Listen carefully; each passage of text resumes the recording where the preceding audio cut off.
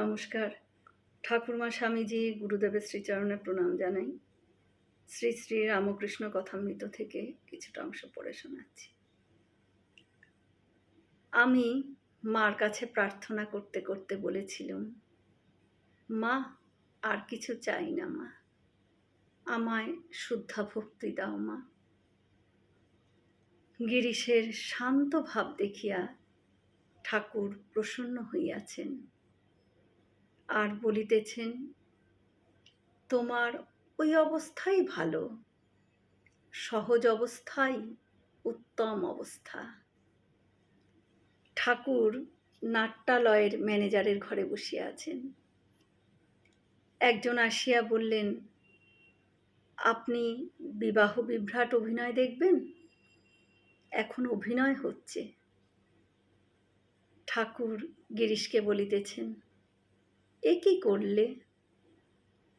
প্রহ্লাদ চরিত্রের পর বিবাহ বিভ্রাট, আগে পায়েস মুন্ডি, তারপর সুক্তনি।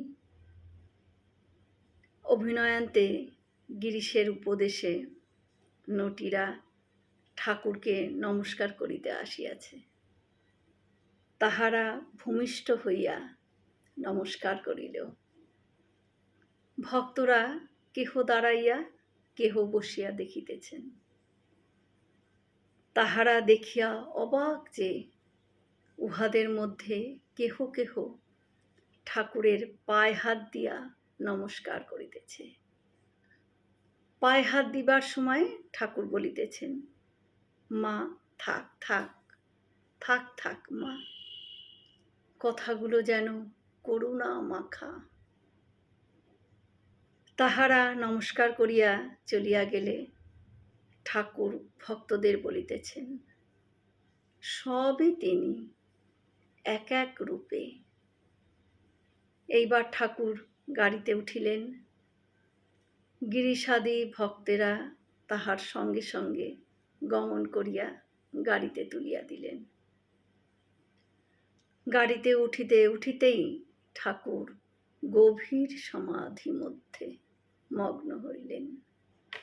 জয় শ্রী রামকৃষ্ণ।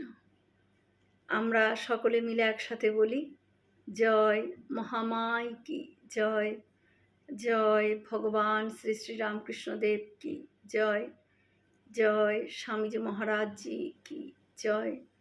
হয়তো অনেক ভুল ত্রুটি হলো, ঠাকুর যেন ক্ষমা করে দেন। সকলে সুস্থ থাকবেন, আনন্দে থাকবেন। ঠাকুর মায়ের কৃপা দৃষ্টি সকলের ওপর বর্ষিত হোক। শুভরাত্রি।